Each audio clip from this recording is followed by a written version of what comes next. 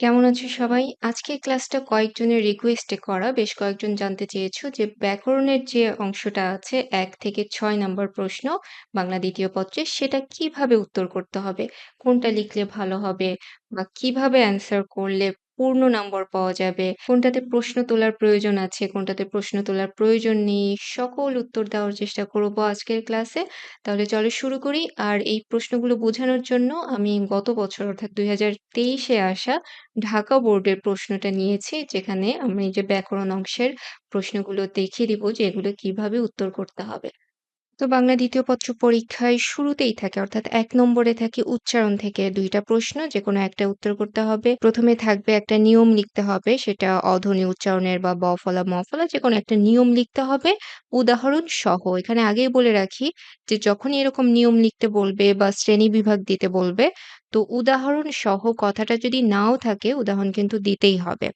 এর সাথে অথবা দিয়ে থাকবে উচ্চারণ লেখো, যেখানে আমাদের ৮ টার মতো শব্দ থাকবে। এখান থেকে যেকোনো ৫ টা শব্দের উচ্চারণ লিখতে হবে। তাহলে আমরা দেখি যে ১ম প্রশ্নটা আমরা কিভাবে উত্তর করতে পারি। ম ফলা উচ্চারণের ৫ টি নিয়ম। এই টাইটেলটা দিলে খুব ভালো হয়। অনেকে না দিয়েই লেখা শুরু করে। সেখানেও খুব একটা সমস্যা হয় না যদি তুমি ৫ টা নিয়ম ঠিকঠাক মতো লেখো, আর অবশ্যই উদাহরণ দিতে হবে।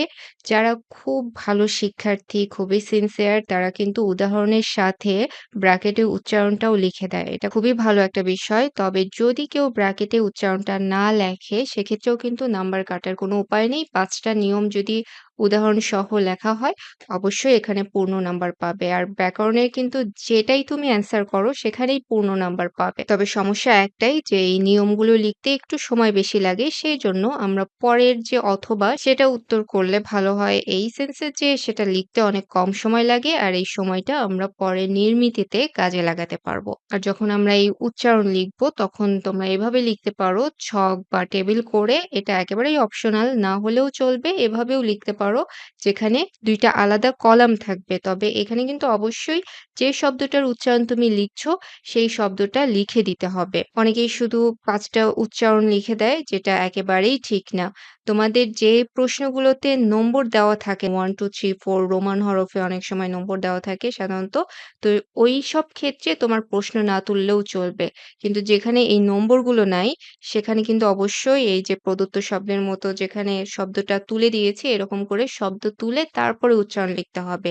শুদ্ধ বানানের ক্ষেত্রেও তাই। তাহলে আমরা এইভাবে এই উত্তরটা লিখব। আর এরপরে দেখা যাক, আমাদের ২ নম্বর প্রশ্নটা ছিল হচ্ছে বাংলা একাডেমি প্রমিত বাংলা বানানের ৫ টি নিয়ম উদাহরণসহ অথবা ৫ টা শব্দের শুদ্ধ বানান লিখতে হবে। তো যথারীতি আমরা প্রমিত বাংলা বানানের ৫ টা নিয়ম এভাবে লিখব, অবশ্যই উদাহরণসহ, এবং চেষ্টা করবে কমপক্ষে ৩ থেকে ৪ টা উদাহরণ যেন থাকেই। এরপরে দেখা যাক যে আমরা যখন অথবার উত্তর করব, অশুদ্ধ বানান, শুদ্ধ বানান আগের মতোই ২ টা কলাম করবে অথবা টেবিল করতে পারো, এবং সেই কলাম অনুযায়ী তুমি এক সাইডে লিখবে অশুদ্ধ, আরেক সাইডে শুদ্ধ। যে ৫ টা শব্দ তুমি লিখবে সেটার অশুদ্ধ বানানটা আগে লিখবে প্রশ্নে যেভাবে আছে, তারপরে সেটা শুদ্ধ করে লিখবে।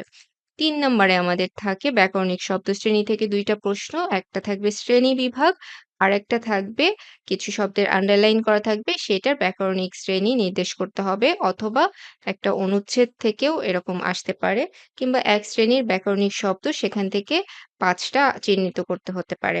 তো যাই হোক, যখন আমাদের শ্রেণীবিভাগ লিখতে বলবে, আবেগ শব্দ থাকুক, বিশেষ্য, বিশেষণ যেটাই থাকুক, আগে সেটার সংজ্ঞা দিতে হবে। চাইলেও দিতে হবে, না চাইলেও দিতে হবে। যেরকমটা এখানে আছে, আগে আবেগ শব্দের সংজ্ঞা আছে, তারপরে সেটার প্রকারভেদ আছে বা শ্রেণীবিভাগ আছে, এবং এই যে ব্যাকরণিক শব্দশ্রেণীর যে শ্রেণীবিভাগটা আমরা লিখব এবং যেটার উদাহরণগুলো লিখব, সেগুলো কিন্তু একটা বাক্য হিসেবে উদাহরণ লিখতে হবে, এবং যে শব্দটা তুমি উদাহরণ দিচ্ছ, সেটার নিচে আন্ডারলাইন করে দিতে হবে। বিশেষ্যর ক্ষেত্রে বাক্য না দিলেও চলে, তবে বিশেষণের ক্ষেত্রে কিন্তু এরকম শব্দবন্ধ দিয়ে উদাহরণ দিতে হবে। যেমন ধরো, নীল আকাশ লিখে নীলের নিচে আন্ডারলাইন করতে হবে।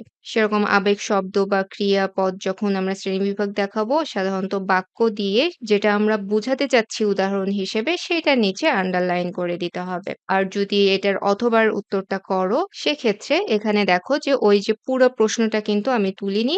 কারণ হচ্ছে এখানে নম্বর দেওয়া আছে, যে এই নম্বরটার কথাই আমি বোঝাতে চেয়েছি, যে রোমান হরফে বা ১, ২, ৩, ৪ বা ক, খ, গ, ঘ এরকম নাম্বারিং থাকবে, যেখানে তোমাকে ওই নাম্বারটা দিয়ে শুধু সেটা কোন শ্রেণীর শব্দ সেটা লিখলেই হবে। যে পুরো বাক্যটা আমরা দেখেছিলাম প্রশ্নে, সেই বাক্যটা কিন্তু এখানে তোলার কোনো প্রয়োজন নেই। আমরা শুধু নাম্বারগুলো তুলে দিব এবং চেষ্টা করবে এই উত্তরগুলো সিরিয়ালি লিখতে।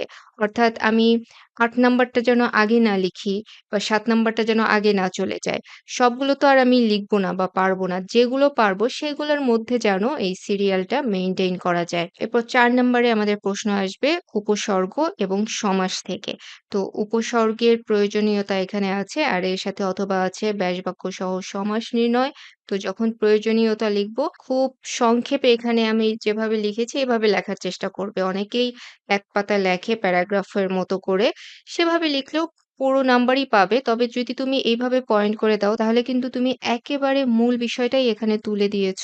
সেটা বিস্তারিত আলোচনা না করে এবং এখানে কিন্তু নম্বর কাটার কোনো সুযোগ নেই। এরপরে যদি আমরা সমাস উত্তর করি সেক্ষেত্রেও ওই একই রকম আগে সমস্ত পদ, তারপর ব্যাস বাক্য, তারপর সমাস। এভাবে আমরা টেবিল করব অথবা টেবিল যদি না করি তাহলে এরকম আলাদা, আলাদা ৩ টা কলাম করে সমস্ত পদের নিচে আমরা যেটা অ্যান্সার করব, যেটা প্রশ্নে আছে সেটা আগে তুলব। তারপরে তার পাশে ব্যাস বাক্য, তার পাশে সমাসের নাম। এবং এইখানে যদি তুমি মধ্য পদলিপি কর্মধারয় না দিয়ে শুধু কর্মধারয় লেখো সেক্ষেত্রেও কিন্তু নাম্বার কাটা যাবে না। ৫ নম্বর প্রশ্নটা আসবে বাক্যতত্ত্ব থেকে। এখানে যেমন আছে ক তে অর্থ অনুসারে বাক্যের শ্রেণীবিভাগ উদাহরণসহ আলোচনা করো অথবা বন্ধনী নির্দেশ অনুসারে যেকোনো ৫ টি বাক্য রূপান্তর করতে হবে। তাহলে আমরা যখন বাক্যের শ্রেণীবিভাগ দেখাবো অর্থ অনুসারে তখন আমরা এভাবে লিখব। এখানে লক্ষ্য করো যে বাক্যের সংজ্ঞা কিন্তু চাইনি। কিন্তু আমরা এখানে বাক্যের সংজ্ঞাটা দিয়ে দিব। আগেই বলেছি যে সংজ্ঞা এবং উদাহরণ যাক বা না যাক তোমাকে কিন্তু লিখতে হবে। না লিখলে সেটা পরিপূর্ণ অ্যান্সার আসলে হয় না। তাহলে বাক্যের সংজ্ঞার পরে অর্থ অনুসারে আমাদের বাক্য যে ৫ প্রকার সেটা লিখতে হবে এবং আরেকটা বিষয় লক্ষ্য রাখবে যে অর্থ অনুসারে ৫ প্রকারের ১ম যে প্রকারভেদটা বিবৃতিমূলক বাক্য, এটার আবার ২ রকম ভাগ আছে অস্তিবাচক, নেতিবাচক। সেটাও কিন্তু দেখিয়ে দিতে হবে। এটার বাইরে প্রশ্নবোধক, তারপর বিস্ময়সূচক এগুলো তো আছেই। তবে এই বিবৃতিমূলকের এই ক্লাসিফিকেশনটা কিন্তু দেখানো উচিত। এটা ছাড়া এই অর্থ অনুসারে বাক্যের শ্রেণীবিভাগটা কমপ্লিট হয় না। আরেকটা বিষয় এখানে যেহেতু আমরা পুরো বাক্যের উদাহরণ দিচ্ছি, পুরো বাক্যটাই কিন্তু আমাদের উদাহরণ। সদা সত্য কথা বলবে এটা হচ্ছে অনুজ্ঞা বা আদেশসূচক বাক্যের উদাহরণ। এখানে কিন্তু আর আলাদা করে আন্ডারলাইন করার মতো কোনো বিষয় নেই। আমাদের ৫ নম্বর প্রশ্নের অথবাতে ছিল বাক্য রূপান্তর। তো সেখানেও লক্ষ্য করো যে প্রশ্নটা তোলার প্রয়োজন নেই। কারণ একটাই এখানে আমাদের নাম্বারগুলো দেওয়া আছে। তাহলে আমরা যেটা উত্তর করব সেই নাম্বারটা লিখব এবং তার পাশে যেটা আমাদের কাছে চেয়েছে ওই বাক্যটা লিখব। ব্র্যাকেটে যে জটিল বা যৌগিক ছিল সেগুলোও কিন্তু লেখার প্রয়োজন নেই। সেটা তো প্রশ্নের নির্দেশনা আছেই। আর যিনি খাতাটা দেখছেন পরীক্ষক তিনি কিন্তু জানেন যে এটা কোন প্রশ্নের উত্তর। কাজেই তুমি শুধু নম্বর দিয়ে উত্তরটা লিখবে। ৬ নম্বর প্রশ্নটা সাধারণত বাক্যের অপপ্রয়োগ বা শব্দের অপপ্রয়োগ নিয়ে থাকে। এখানে ১ম এ আছে ৫ টি বাক্য শুদ্ধ করে লিখতে হবে অথবা একটা অনুচ্ছেদ আছে সেখানে কয়েকটা অপপ্রয়োগ আছে। বানান ভুল হতে পারে বা অন্য কোনো ধরনের অপপ্রয়োগ থাকতে পারে। সেটা আমাদের শুদ্ধ করে লিখতে হবে। যদিও এখানে চিহ্নিত করতে বলেনি বা চিহ্নিত করে দেয়ওনি, তো তোমাকে কিন্তু শুদ্ধ করার পাশাপাশি আগে ওটা চিহ্নিত করতে হবে এবং সেভাবেই উত্তরটা লিখতে হবে। সেটা আমরা একটু পরে দেখব। আগে দেখি যে কিভাবে বাক্য শুদ্ধ করে লিখতে হবে ক নাম্বারে যেটা আছে। তো যথারীতি আমরা যে ৫ টা বাক্য লিখব, উত্তর করব সেই ৫ টা চেষ্টা করব সিরিয়ালি লিখতে। তো সেই ৫ টার উত্তরটাই শুধু লিখবে। ভুল বাক্যটা লেখার কিন্তু কোনো প্রয়োজন নেই। কারণ তো আগেই বলেছি পাশে যেহেতু নাম্বার আছে আমরা শুধু নাম্বার উল্লেখ করে সঠিক উত্তরটা লিখব। প্রশ্নে যে ভুল বাক্যটা আছে সেটা আর তোলার প্রয়োজন নেই। আর যখন তোমরা অনুচ্ছেদ থেকে উত্তরটা করবে তখন কিন্তু অবশ্যই যে ৫ টা তোমার কাছে মনে হচ্ছে যে এটা ভুল প্রয়োগ করা হচ্ছে সেই ৫ টা শুদ্ধ করবে এবং পাশাপাশি অবশ্যই এটার নিচে আন্ডারলাইন করে দিবে।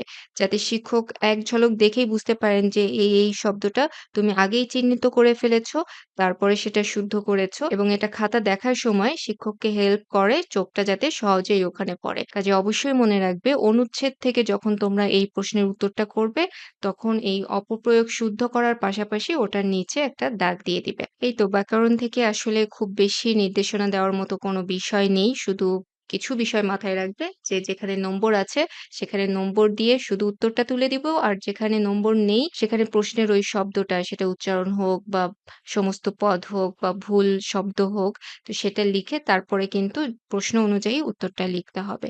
আর উদাহরণ এবং সংজ্ঞার ক্ষেত্রে কেয়ারফুল থাকবে এগুলো চাক বা না চাক সংজ্ঞা, উদাহরণ এগুলো আমরা দিয়ে দিব। আর কোন প্রশ্নের উত্তর লিখলে বেশি নম্বর পাওয়া যাবে এটার কোনো উত্তর নেই। কারণ ব্যাকরণে তোমার নম্বর কাটার কোনো সুযোগ নেই। তুমি যেটাই উত্তর করো সেখানেই পূর্ণ নাম্বার পাওয়া যাবে। ৩০ এ ৩০ই পাওয়া সম্ভব। শুধু তুমি এই ব্যাপারটায় গুরুত্ব দিতে পারো যে প্রশ্নের উত্তর লিখতে সময় কম লাগবে সেটা উত্তর করাই বুদ্ধিমানের কাজ হবে। কারণ আমরা সময়টা পরে নির্মিত অংশে বিশেষ করে রচনা লেখায় যাতে কাজে লাগাতে পারি। সবার জন্য শুভকামনা জানিয়ে এখানেই শেষ করছি। ভালো থেকো সবাই। পরীক্ষার জন্য অনেক, অনেক শুভকামনা।